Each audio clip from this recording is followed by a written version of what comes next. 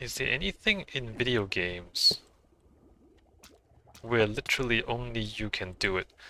There isn't, right? Because that's not how games are designed. Games often are designed with a certain power fantasy where you can do anything, you can be anyone, you can do anything.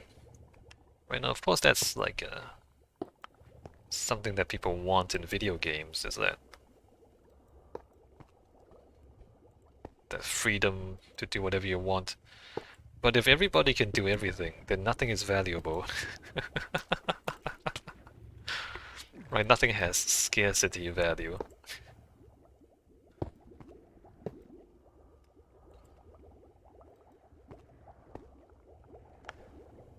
So, okay, how about this? You make an economy game, but your character has severe restrictions. Or like every character has severe restrictions.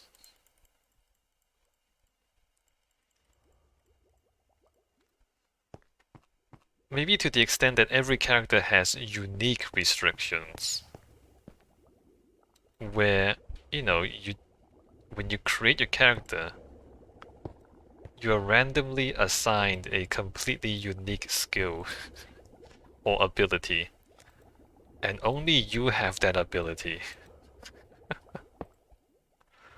And then you use that ability to make your way through the game by having to like trade your services with other people's services. And because only you can do it, you have a monopoly on that particular ability.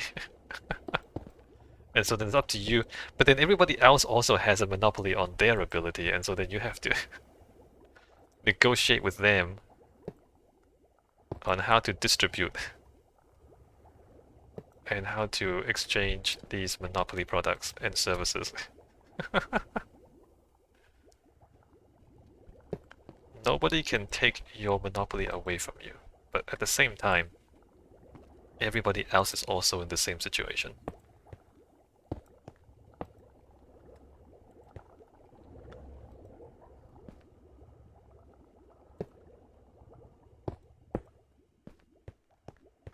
Maybe that's how you make an economy game.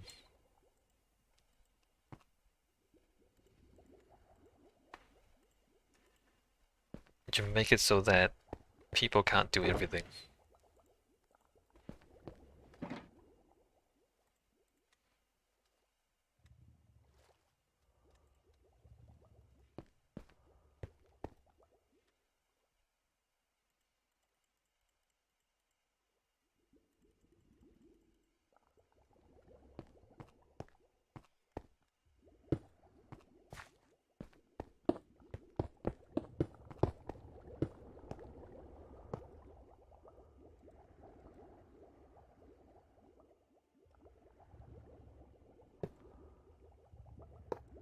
I mean, some games have like really high skill ceilings.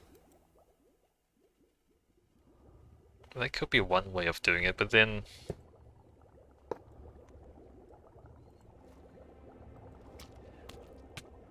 well, no, if it's a skill ceiling, the problem is that people who don't have the skill just stop playing. Because if you know you can't do it, then why play? Like if you know you can't. Oh, that's the other thing. Games are completely voluntary. You can't force anyone to do anything because they always have the option to just stop playing, right? Oh no.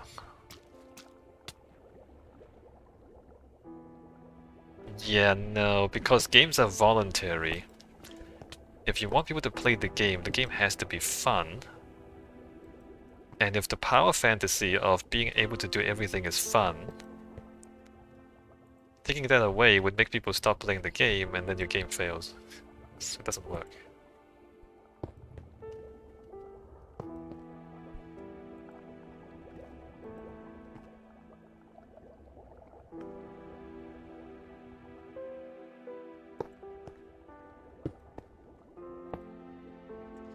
And really, if you can do everything, why would you ever trade with anyone? You know what I mean? Why would any why would an economy exist if you can do everything yourself? There's no reason for the economy to exist.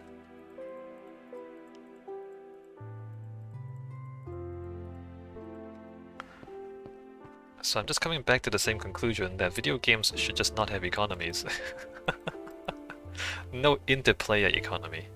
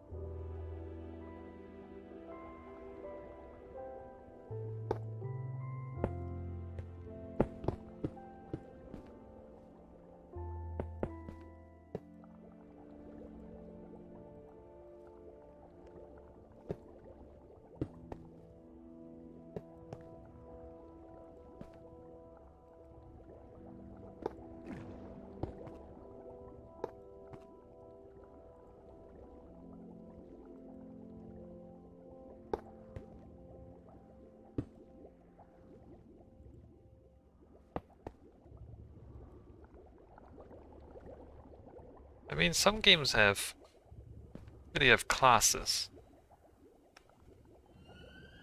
or other artificial restrictions on crafting, for example. You know, like a lot of MMOs, you would be a particular type of crafter, and you have to trade with other crafters to get the things that they craft. So I guess the idea is not novel. The idea that your player has a restriction that prevents you from doing everything yourself. It's not a new idea.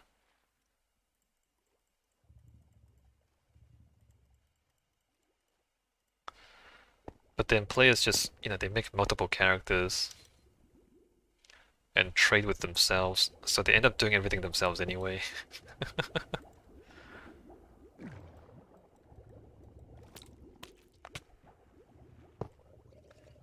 And like, in choosing what profession to become, they would just pick the one that is the most in demand, right? So the one that is the highest scarcity, they just pick that one until everything balances out, and so then no profession has any particular advantage.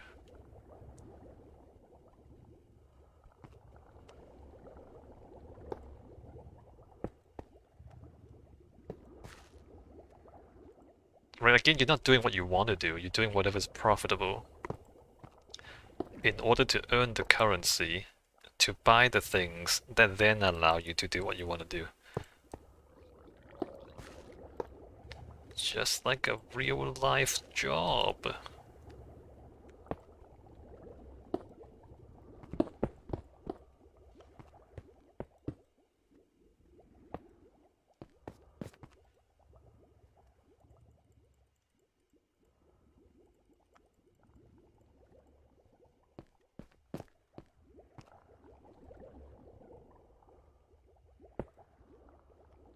Oops. Um,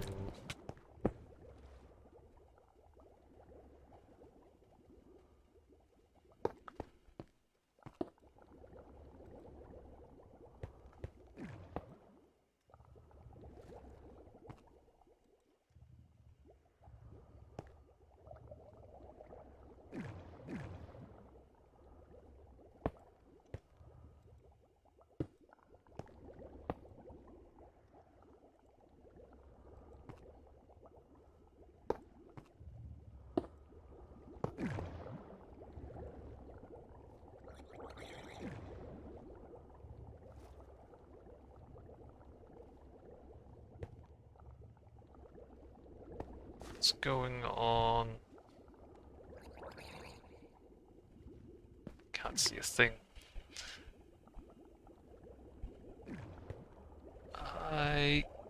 Oh, there it is.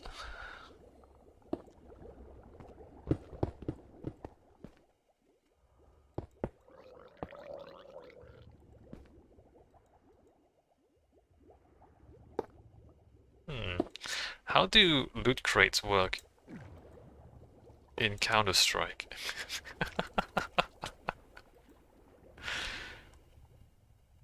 Do people farm loot crates and sell them? How much money did they make? How much money did they make?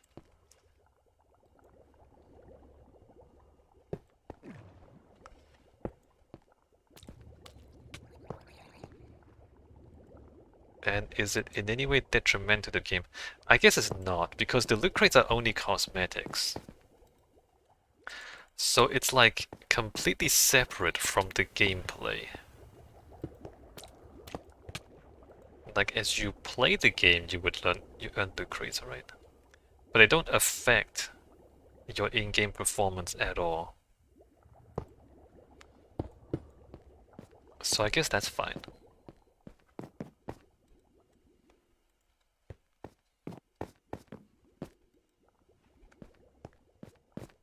It's not really part of the... Yeah, there's no in-game economy. No, fine.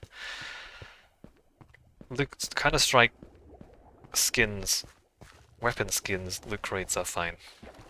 Because they're not in-game. I mean, they're cosmetic in games, but they're not like game mechanics in game.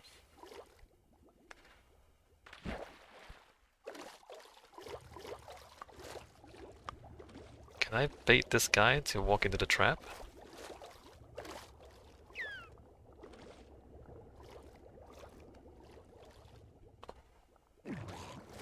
Sure can. Haha, enjoy the lava, dummy. Oh wait, I can climb out? I can climb out. You can just walk back out again. Crazy.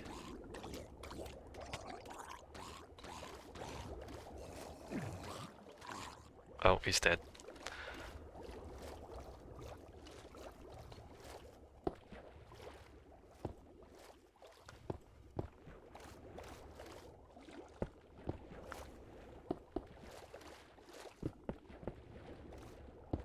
I've got my bucket again, crap.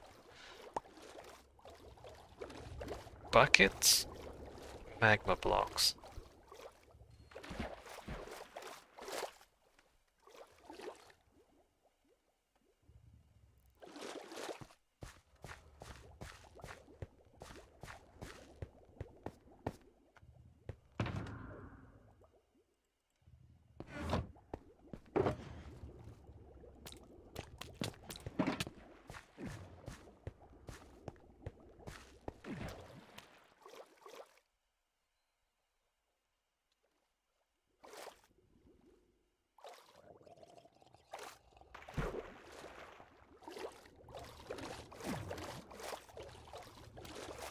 I catch a lot of fish.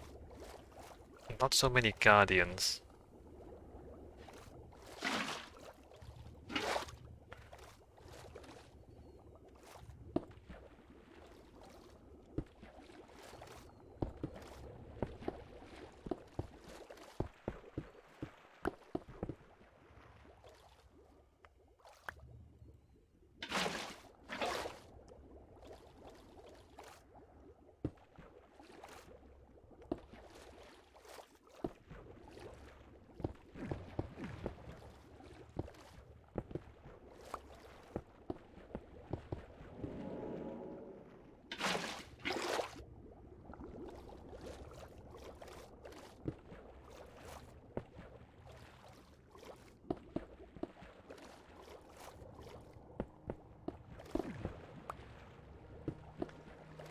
Oh, don't break the magma. And why does it place it there? Stupid game.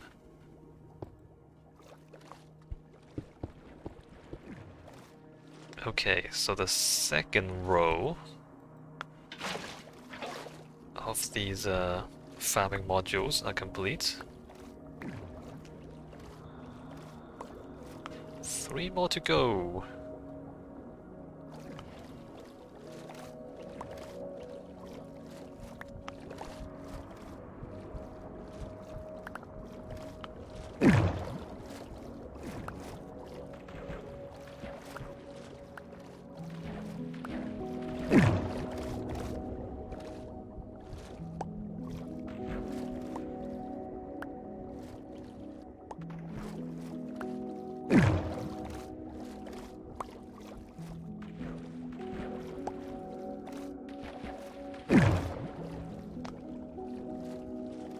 Right, looking good.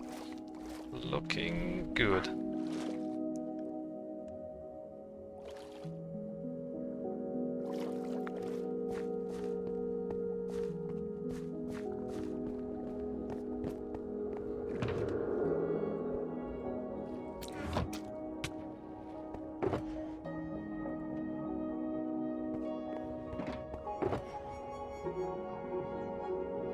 Okay, next one we want...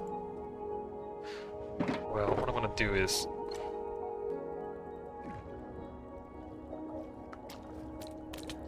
turn that into planks, because I didn't mean to make wood.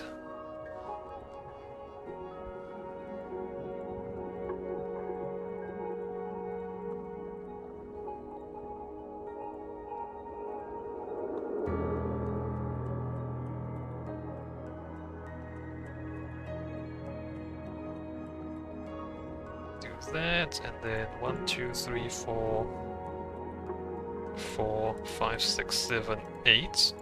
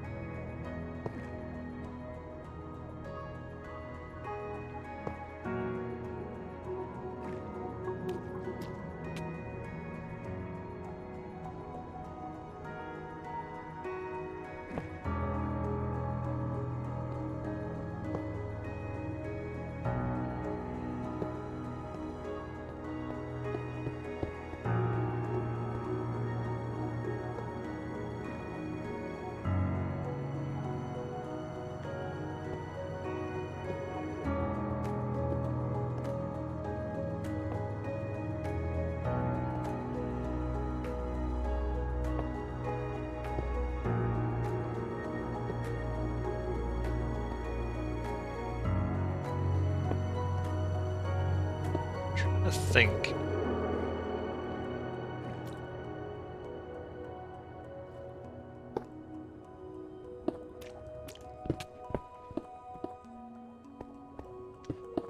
Why have in-game marketplaces? At all.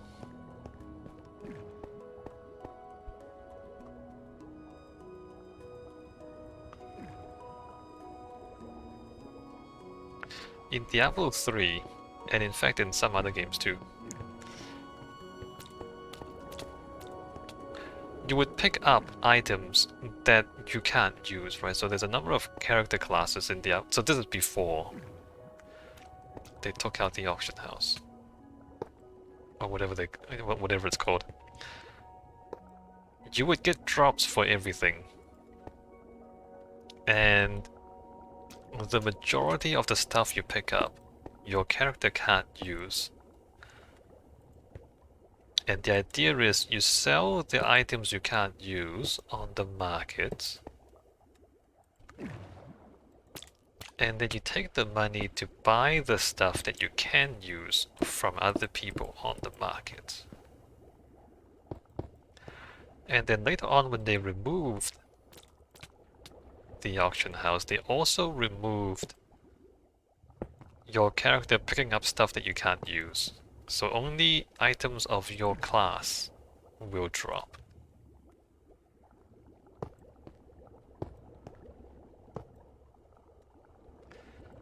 And, you know, by all measures,